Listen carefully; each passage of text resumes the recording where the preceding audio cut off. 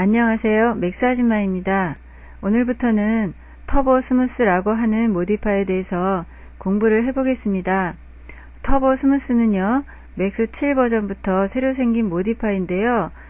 맥스 6 버전까지는 주로 그 물체의 표면을 부드럽게 표현을 할 때 메쉬 스무스라고 하는 모디파이를 사용했습니다.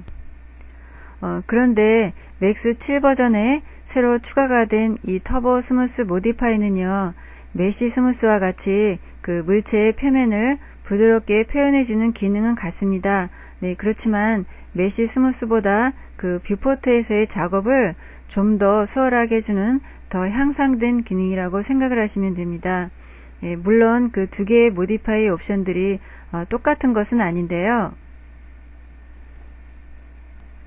이 왼쪽에 있는 오브젝트를 선택을 하시고요. 네, 보시면 터보 스무스 모디파이를 사용했습니다. 옵션을 보시면은요, 네, 이 터보 스무스 모디파이는요, 옵션이 비교적 단순합니다. 네, 이 오른쪽에 있는 오브젝트를 선택을 해보겠습니다. 네, 이 오브젝트는 메쉬 스무스 모디파이를 사용했는데요. 터보 스무스 모디파이보다 옵션들이 훨씬 더 다양하게 있습니다. 네, 그렇지만 쓰임새가 거의 비슷하기 때문에요. 이번 시간부터는 터보 스무스 모디파이를 주로 사용을 해서 면을 부드럽게 해주는 작업을 하겠습니다. 네, 이 터보 스무스와 그리고 메쉬 스무스 모디파이는요, 구석과 모서리를 따라서 면을 추가를 합니다. 네, 그래서 그 오브젝트의 표면을 부드럽게 만들어주는데요. 터보 스무스나 혹은 메쉬 스무스를 적용을 하면은요, 모든 정점과 모서리에 여분의 그 면을 추가를 해주기 때문에요, 부드럽게 각이진 면을 표현하고 싶을 때 바로 이 모디파이를 사용하게 됩니다. 오늘 만들고자 하는 이 방석 모양의 오브젝트를 보시면은요, 선이 그 전체적으로 부드럽게 표현이 됐는데요. 이 방석의 그 사각형 정도는 물론 다른 모디파이를 사용하셔도 얼마든지 만드실 수가 있습니다. 네, 그렇지만 이 가운데 부드럽게 각이진 부분을 표현해 주려면 다른 모디파이를 사용해서는 표현이 어렵습니다. 네, 이렇게 부드러운 표면을 가진 오브젝트를 만들고 싶을 때요, 바로 이 터보 스무스나 혹은 메쉬 스무스를 적용시켜준 모델링 방식을 사용하게 됩니다.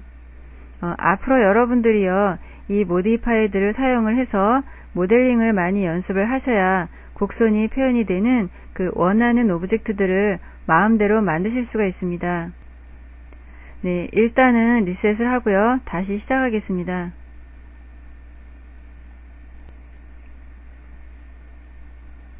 박스를 하나 만들고요. F4를 눌러서 엣지가 보이도록 하겠습니다. 네, 그리고 모디파이로 가셔서요, 일단은 터보 스무스 모디파이를 적용시켜 주겠습니다. 네, 이렇게 그 터보 스무스 모디파이를 적용을 시키시면은요, 보시는 것 같이 박스의 형태가 부드럽게 바뀌었습니다. 옵션을 잠깐 살펴보시면은요, 메인에 인터레이션이라고 하는 옵션이 있습니다. 이 인터레이션을 사전에서 찾아보시면은요, 반복하다 라는 뜻이 있습니다. 네, 이렇게 기본으로 1이 지정이 되어 있는데요. 제가 키보드에 7을 눌러서 면의 개수를 확인하겠습니다. 네, 현재 이 오브젝트는요, 보시는 것 같이 면이 48개입니다. 제가 잠깐 이 터보 스무스 모디파이를 꺼보겠습니다. 박스일 때는 면의 수가 12개였는데요. 이 터보 스무스 모디파이를 적용시키고 난 후에는요, 면의 개수가 48개가 됐습니다. 네, 다시 인터레이션에 2로 입력을 해보겠습니다. 네, 그러면 이제는 면이 192개가 됐는데요. 네, 이렇게 그 인터레이션의 수치를 높여줄수록에 면의 개수가 많아지면서 오브젝트의 표면이 부드럽게 표현이 됩니다. 네, 맥스에서는요, 이렇게 그 부드러운 곡선이 표현이 된 오브젝트를 만들 때는요, 지금 말씀드린 이 방법이 있고요. 예, 또 그 스탠다드 프리미티브 밑에 보시면은요, 이 패치 그리드와 그리고 넙스 서페이스라고 하는 옵션이 있습니다. 제 경우에는요, 이 패치나 혹은 넙스 모델링 방식은 별로 사용하지 않고 있습니다. 이 두 옵션에 대해서는요, 아마도 나중에 그 캐릭터를 완성을 하게 될 때요, 이 두 개의 모델링 방식을 다뤄볼 예정이고요. 일단 기초 과정에서는요, 네, 오늘과 같이 이렇게 그 곡선이 많이 표현이 되는 오브젝트를 만들 때요, 터보 스무스를 사용을 해서 오브젝트를 만들어 볼 겁니다. 네, 다시 모디파이로 가보겠습니다. 이 인터레이션 옵션 밑에 보시면은요, 렌더 인터레이션이라고 하는 옵션이 있습니다. 네, 이렇게 기본으로는 체크 해제가 되어 있는데요. 이 옵션은요, 터보 스무스를 적용을 해준 오브젝트가 뷰포트에서 많아질수록에 그 폴리곤의 수가 물론 많아지고요. 또한 면을 부드럽게 해주기 위해서 그 인터레이션 값을 많이 주는 경우가 종종 있습니다. 네, 이렇게 인터레이션 값을 높여줄수록에 점점 뷰포트가 느려져서 그 작업이 지연되는 경우가 있는데요. 네, 이럴 때 이 아래에 있는 이 렌더 인터레이션 옵션을 사용하게 됩니다. 네, 이 옵션을 사용하실 때는요, 네, 일단 이 인터레이션 값을 1로 줍니다. 그리고 뷰포트에서 전체적인 모양을 보면서 작업을 하시고요. 이 렌더 인터레이션 옵션을 켜주시고요. 렌더링 할 때만큼은 내가 이 인터레이션 값을 적용시켜 주고 싶은 만큼 수치를 입력을 하시면 됩니다. 일단은요, 제가 이 옵션을 꺼주고요, 렌더링을 해보겠습니다. 네, 비교를 해보기 위해서 하나 더 복사를 했고요. 네, 이제는 이 옵션을 체크를 해주시고요. 다시 렌더링을 해보겠습니다. 네, 렌더링된 이미지를 보시면은요, 이제는 이 옵션을요, 언제 사용하시는지 금방 아실 수 있을 겁니다. 이 옵션은요, 메쉬 스무스에서는 상당히 많이 사용을 하던 옵션입니다. 예, 그런데 터보 스무스의 경우에는요, 그 뷰포트에서의 디스플레이 속도를 많이 향상을 시켰기 때문에 여러분들이 필요하다고 느낄 때 그때 사용을 하시면 되겠습니다. 네, 간단하게 그 사용법을 말씀을 드렸고요. 이제는 직접 오브젝트를 만들어 보겠습니다. 지금 이 박스를 그냥 사용을 해서요, 조금 전에 보신 방석을 만들어 볼 것인데요. 가운데 골이 파져야 되기 때문에 세그먼트를 추가해 주겠습니다. 네, 박스로 내려와서요. 일단 3개씩 주겠습니다. 네, 다음에는 버텍스 편집을 해줄 건데요. 오늘은 일단 에디트 메쉬를 적용을 시키겠습니다. 네, 오늘은 이렇게 에디트 메쉬 모디파이를 적용을 시켜줬는데요. 네, 앞으로는 여러분들이 모델링 작업을 많이 하시게 될 것이고요. 또 버텍스 편집이 어느 정도 그 익숙해지신 분들은요, 주로 이 오브젝트를 선택한 상태에서요, 네, 오른 클릭을 해보겠습니다. 네, 밑에 보시면 3개의 옵션이 있습니다. 네, 이 중에서요, 여러 가지 옵션들을 좀 더 다양하게 사용할 수 있는 이 에디터블 폴리로 변환을 시켜서 좀 더 정교한 작업을 하시게 됩니다. 물론 맥스 7 버전부터는요, 에디트 폴리라고 하는 모디파이가 이렇게 새로 추가가 됐습니다. 이 옵션은요, 에디터블 폴리하고 거의 같은 것으로 알고 있고요. 네, 이 모디파이를 사용하시게 되면 스택을 컬랩스 시키지 않은 상태에서 좀 더 다양한 모델링 작업을 할 수가 있는 장점이 있습니다. 그런데요, 터보 스무스를 적용시키고 난 후에 편집을 할 때요, 그 뷰포트에서 버텍스나 혹은 폴리곤이 보이지 않아서 불편합니다. 아마도 다음 버전에서는 개선이 될 것이라는 생각이 들고요. 네, 아무튼 이 폴리에 대해서는 앞으로 하나씩 공부를 할 것입니다. 네, 일단 다시 박스로 와서요. 이제부터 그 버텍스 편집을 해줘야 되는데요.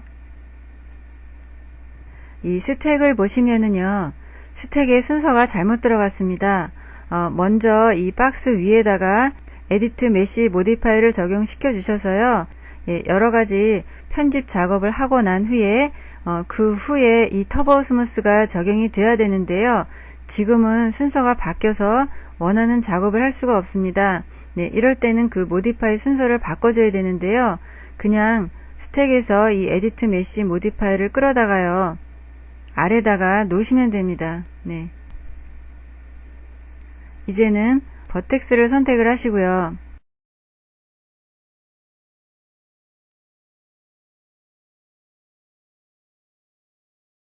버텍스 편집을 해주겠습니다.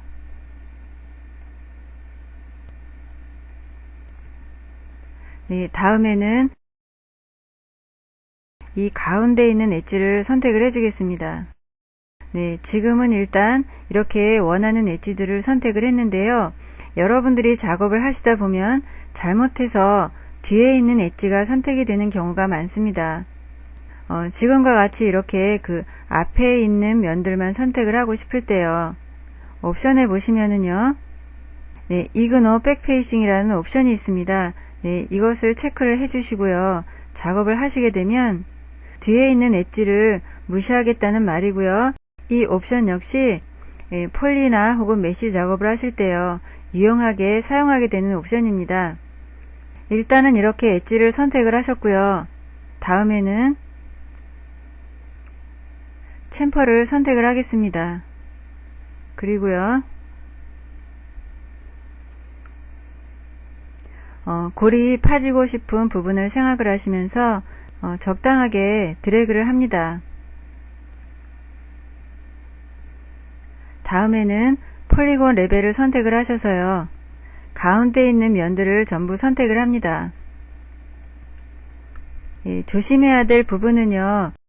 챔퍼를 적용시켜 주시면서 이 새로 생긴 기퉁의 삼각형 면이 있습니다. 네, 이 삼각형 면까지요. 같이 선택을 해 주셔야 됩니다.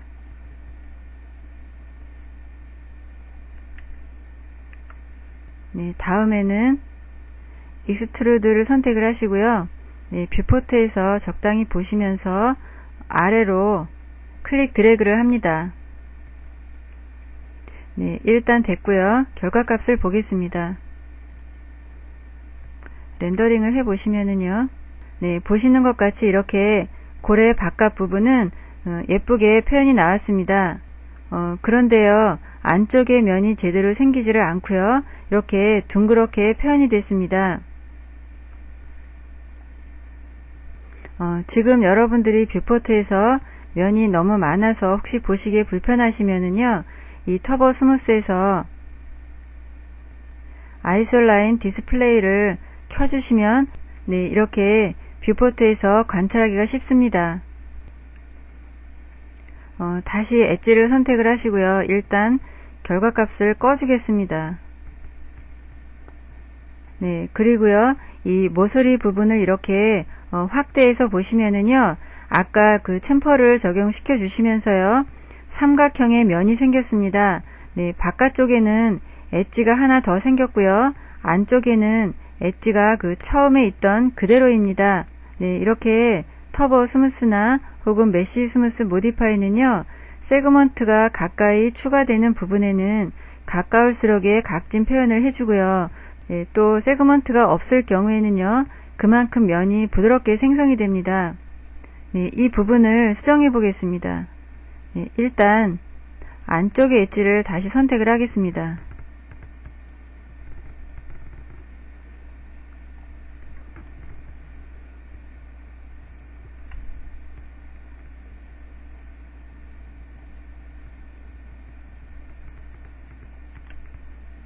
네, 이렇게 그 안쪽에 4개의 엣지를 선택을 하시고요. 챔퍼를 한 번 더 적용시켜 주겠습니다. 네.